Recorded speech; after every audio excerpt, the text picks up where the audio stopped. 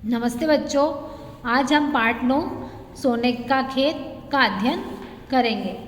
यह कहानी बहुत ही अच्छी है, हम इसे देखते हैं। एक किसान के दो बेटे थे, दिनेश और महेश। दोनों ही आलसी थे। इस चित्र में दिखाया गया है दो बैठे हैं। एक का नाम है दिनेश और एक का नाम है महेश। यह दोनों किसान के बेटे थे। एक दिन किसान ने दोनों बेटों को बुलाया और कहा। जो किसान था उसने अपने दोनों बेटों को उसके पास बुलाया और कहा, मेरे बेटों, अब मैं काफ़ी बूढ़ा हो गया हूँ। अब से तुम दोनों खेत की देखभाल करना। उसने कहा कि बच्चों, अब मैं बहुत ज़्यादा थक गया हूँ, मुझसे किसी भी तरह का कार्य नहीं होने लगा है, तो अब अपनी जितनी भी खेती है उसका तुम्हें ही ध्यान रखना है, तुम्हें ही देखभाल करनी है। यह जो खेत है इसको तुम लोग जितना खोदोगे उतना ही तुम सोना पाओगे। उसे पता था कि उसके बेटे जो थे वो बहुत ही ज़्यादा आलसी थे, तो वो समझ गया कि इनसे किस तरह से क्या कार्य करवाना है।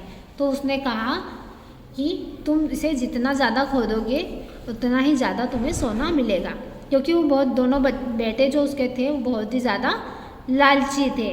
तो उसने कहा कि तुम जितना ज़्यादा खेत को खोदोगे उतना ही ज़्यादा तुम्हें सोना मिलेगा। दिनेश और महेश जो थे बहुत ही ज़्यादा खुश हो गए थे। खुशी खुशी खेत की खुदाई करने लगे। उसके बाद पिताजी के कहने से दोनों इतने ज़्यादा खुश थे कि दोनों ने जल्दी ही खेत में आए और खेत को खोदना शुरू कर दिया, क्योंकि वो चाहते थे कि उन्हें सोना मिल जाए जल्द से जल्द। पूरा खेत खोद डाला, सोना नहीं मिला। दोनों सुबह से जुटे, जो कि उन्होंने खेत को खोदा। जितना ज़्यादा खोद सकता था उन दोनों ने खोदा, पर सोना नहीं मिला। उन्होंने सोने की तलाश में ही उस खेत को खोदना शुरू किया था, परंतु खेत को खोदते रहे और उन्हें सोना तो कहीं भी नहीं मिला।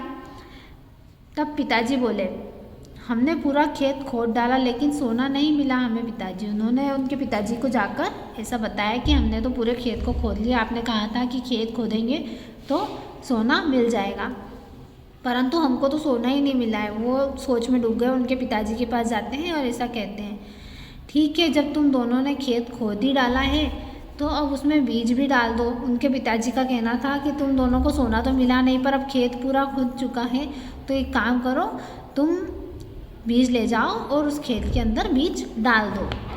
खेत में बीज तो डाल दिया, देखिए अब आगे क्या होता है। तब उन्होंने क्या किया कि खेत में बीज तो डाल दिया। उन्होंने सोचा खेत तो खुदा हुआ है, हमें बीज डालने में ज़्यादा मेहनत नहीं लगेगी, तो हम बीज को डाल देते हैं। तो उन्होंने क्या किया कि बीज को खेत में डाल दिया। अब देखते हैं क्या होता है आगे। आह, खेत तो गेहूं के पौधों से लहलहा गया। दोनों बेटों ने जाकर देखा कि खेत तो पूरा फसल से भरा हुआ था। गेहूं जो थे उगाए थे और पौधे जो थे वो लहलहा रहे थे इधर उधर। तो वो बहुत ज़्यादा खुश हुए कि चलो हमारा खेत में फसल तो आई कम से कम। अब फसल पक गई, खेत में जाकर कटाई का काम प्रारंभ कर दो, शायद सोना मिल जाए। तब उनके पिताजी ने उन्हें कहा कि चलो ठीक है, अब तुम लोगों ने मेहनत की है और फसल भी आ गई है, तो तुम अब खेत में जाओ और कटाई का काम शुरू कर दो, शायद हो सकता है कि अब तुम्हें सोना ज़रूर मिल जाए। तो वो दोनों भाई गए खेत में और खेत को फिर फसल की कटाई करना शुरू किया। दिनेश और महेश मिलकर फसल की कटाई करने लगे। इस बार उनके खेत में बहुत अधिक मात्रा में अनाज पैदा हुआ। हर बार उनके खेत में जो था बहुत ही कम अनाज होता था, परंतु इस बार उनकी खुदाई की वजह से, दोनों की मेहनत की वजह से बहुत ज़्यादा अनाज उस खेत में हुआ। उस खेत में इतना अधिक अनाज पैदा हुआ जिससे कि वो बहुत ज़्यादा खुश थे। अपनी आवश्यकता के अनुसार अनाज बचा कर शेष अनाज बाजार में बेचने के लिए चल गए। उनके पिताजी के कहने पर उन्होंने अपने घर में जितना भी अनाज लगता था उनको वहाँ रख लिया, और उसके अलावा जो बचा हुआ अनाज था उसको लेकर वो मंडी में चले गए बेचने के लिए। बाजार गए ताकि हम उसे बेच दें। मेरे बच्चों, मैं तुमसे बहुत खुश हूँ। तुमने मेरी बात मानी और अब इन पैसों से तुम चाहो तो सोना खरीद सकते हो। उसके पिताजी ने कहा कि तुम गए बाजार और ये पैसा जो लेकर आए हो फसल को बेचकर, अनाज को बेचकर, ये पैसा अब तुम रख लो। तुमने मेरी सारी बातें मानी, इससे मैं बहुत ज़्यादा खुश हूँ और इन पैसों को अब तुम जैसा चाहो उतना सोना खरीद सकते हो। मतलब उसके पिताजी का कहना था कि यदि तुम मेहनत करोगे तो तुम चाहे जितना सोना भी खरीद सकते हो। लालच बुरी बला होती है। उन्होंने कहा कि मतलब तुम सोच रहे थे कि हमें सीधे सोना मिल जाए, तो सीधे सोना नहीं मिलता है, आपको मेहनत करनी पड़ती है, उसके बाद ही आपको कोई चीज़ मिलती है। तो उन्होंने जो खेती की और फसल को उगाया, उससे जो उन्हें पैसा मिला उसी से उन्हें सोना खरीदने के लिए उनके पिताजी ने दे दिया। अब मैं शांति के साथ अपना जीवन यापन कर सकूँगा, क्योंकि अब तुम यह समझ गए हो कि हमें अपने निर्धारित काम को निष्ठापूर्वक पूरा करना चाहिए। तो उनका कहना था कि हमने जो भी कार्य किया है वो बहुत ही अच्छा था। अब मुझे भी शांति मिल गई है कि मेरे जो बेटे हैं वो सारा कार्य कर सकते हैं और सब कुछ समझ गए हैं कि अपने जीवन यापन करने के लिए किस तरह से हमें निर्धारित काम को पूरा करना चाहिए। तो अब हमें इस कहानी से यह शिक्षा मिलती है कि हमें अपने जीवन यापन करने के लिए और अपने कार्य को पूरा करने के लिए निष्ठापूर्वक रहना चाहिए और कार्य को पूर्ण करना चाहिए। धन्यवाद। पार्ट 9 की वर्कशीट दी जा रही है अब आपको बच्चों, आपको इसको अपनी कॉपी में नोट करना है। पार्ट 9 सोने का खेत शब्दार्थ। आलसी, काम से जी चुराने वाला। आलसी व्यक्ति वो होता है जो कि काम से जी चुराता है। काफ़ी, बहुत। जीवन यापन, गुजर या बसर। खुश, प्रसन्न। ज़रूरत, आवश्यक, शायद, संभवतः। व्यायाम, छोड़ना, अधिक मात्रा में मतलब बहुत ज़्यादा।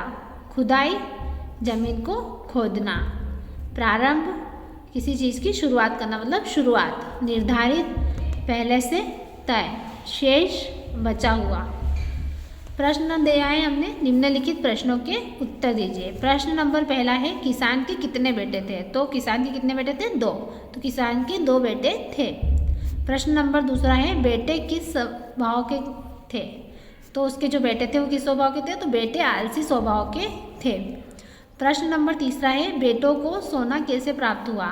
तो बेटों को सोना कैसे प्राप्त हुआ था? तो बेटों को सोना उनकी मेहनत से की हुई फसल को बेचकर जो रकम आई उससे प्राप्त हुआ।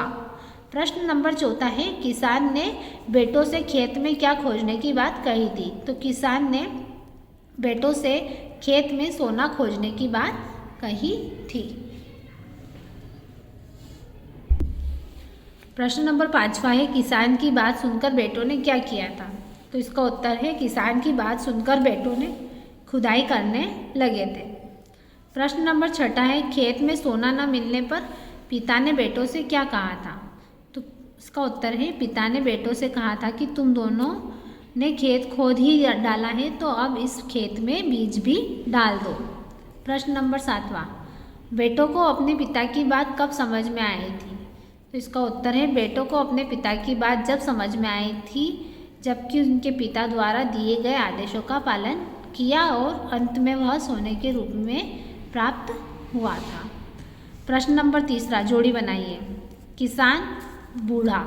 खेत, बीज। बेटे, आलसी।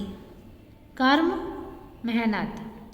प्रश्न नंबर 4 है, रिक्त स्थानों की पूर्ति करो। पहला है, किसान के बेटे रिक्त स्थान थे, मेहनती या आलसी? तो किसान के बेटे आलसी थे।